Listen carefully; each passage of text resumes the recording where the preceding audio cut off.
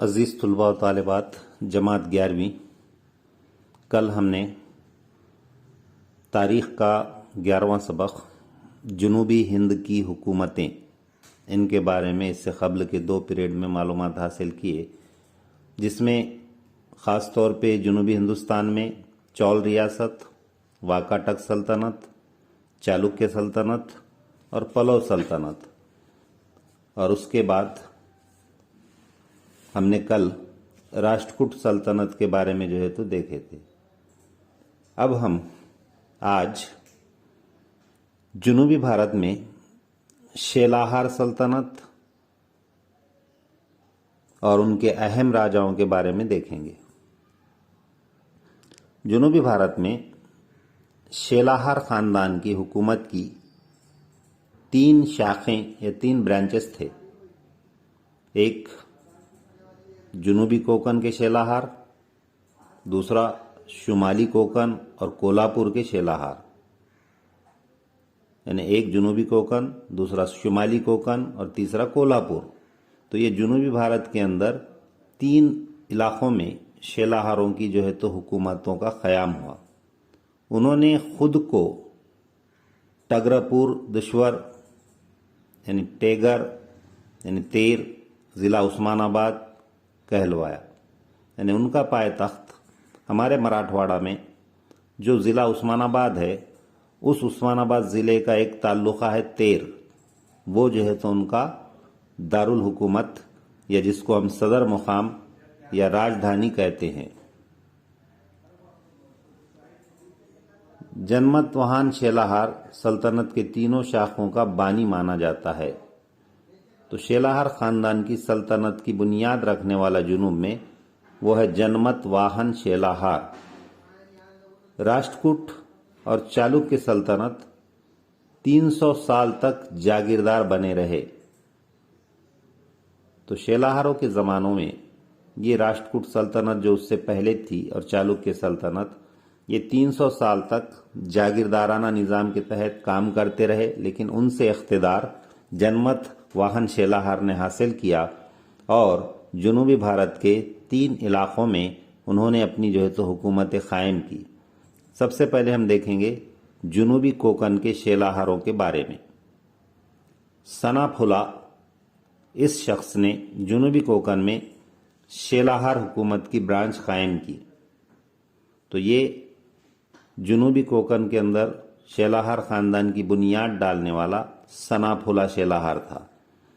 उसके बाद उसके बेटे धनिया ने वाली पटाना, एक मुकाम का नाम है, वहाँ पे किला तामीर किया। बाद में आदित्य वर्मा ने उस हुकूमत को थाने से गोवा तक फैलाया। ऋतुराज इस हुकूमत का आखिरी बादशाह था। खरे पट्टन नामी मुकाम पर उस दौर की तांबे की तख्तियों पर कुंदा की गई तहरीरों से ये पता चलता है। तो ये जो पहली ब्रांच थी उनकी जुनूबी कोकन के अंदर शेलाहारों की, तो ये कायम करने में अहम बादशाह सनाफुला था। उसके बाद उसका बेटा धनिया, उसके बाद एक धनिया ने वाली पटाना मुकाम पर किला तामीर किया। उसके बाद आदित्य वर्मा, जिसने हुकूमत को थाने से गोवा तक फैलाया, यानी महाराष्ट्र के अंदर जुनूब में। उसके बाद ऋतुराज इस हुकूमत का आखिरी बादशाह था। अब इन सब की मालूमात अगर हमको तारीख़ में हासिल करना है, तो इसके लिए उस ज़माने में खरे पट्टन नामी मुकाम पर बहुत सारी तांबे की तख्तियाँ मिली हैं, जिस पर ये तहरीरें कुंदा की गई है। उससे हमको उनकी तहरीर, उनकी सल्तनत की तारीख़ का पता चलता है। क्योंकि उस ज़माने में पत्थरों पर कुंदा करके रखना या तांबे की तख्तियों पर कुंदा करके रखना, ये उसको मराठी में ताम्रपट कहा जाता है। तो ये एक बहुत ही अहम तारीख़ी माखज़ है कदीम ज़माने की तारीख़ को जानने का। तो ये पहला ब्रांच हुई उनकी जुनूबी कोकन के शेलाहारों की। अब दूसरी ब्रांच या दूसरी शाख जो थी उनकी, वो शुमाली कोकन के शेलाहार। जुनूबी कोकन के पड़ोस में शुमाली कोकन था। वहाँ पर कापरडी ने शुमाली कोकन में शेलाहार हुकूमत की बुनियाद रखी। उस ब्रांच के ज़्यादातर हुक्मरान अपने इब्तदाई दौर में राष्ट्रकूट हुकूमत के जागीरदार थे। उनकी राजधानी स्थानक या थाना थी, जो बम्बई के पास जजीरा है थाना, वहाँ पर जो है तो उनकी पायतख्त था। तो मैंने जैसे पहले भी बतलाया कि ये जो शेलाहार घराना इख्तिदार पर आया तो इन्होंने राष्ट्रकूट घराने को शिकस्त देकर और चालुक्य घरानों को जो है तो शिकस्त दी, और उनके पास ये जागीरदार की हैसियत से रहते थे, इसलिए इनको इंतजाम हुकूमत संभालने का एक बहुत अच्छा जो है तो तजुर्बा था। तो इनकी राजधानी थाना थी। एराजीता इस ब्रांच के दूसरे अहम हुक्मरान थे। तो पहला हुक्मरान हमने देखे जिसका नाम जो है तो कापरडी था, दूसरे का नाम था एराजीता, ये एक अहम हुक्मरान था। उन्होंने तकरीबन 35 साल हुकूमत की। चेताराज या अपराजेता के बाद उस हुकूमत का हुक्मरान बना। तो ये तीसरा हुक्मरान है चेताराज या अपराजात। पहला था कापरडी, दूसरा था अपराजीता और तीसरा है चेताराज। तख्त के लिए उसके भाइयों में इख्तिलाफ होने लगा, जिसका भरपूर फायदा कोल्हापुर के शेराहारों को मिला और उन्होंने कुछ इलाकों पर कब्जा करने में कामयाबी हासिल की। क्योंकि पहले बादशाहत विरासत में होती थी, तो चेताराज के जो है तो भाई थे, वो भी राजा बनना चाहते थे, लेकिन जो है तो इसके इख्तिलाफ का फायदा उठाकर कोल्हापुर के शेलाहारों ने जो है तो इसको शिकस्त दी।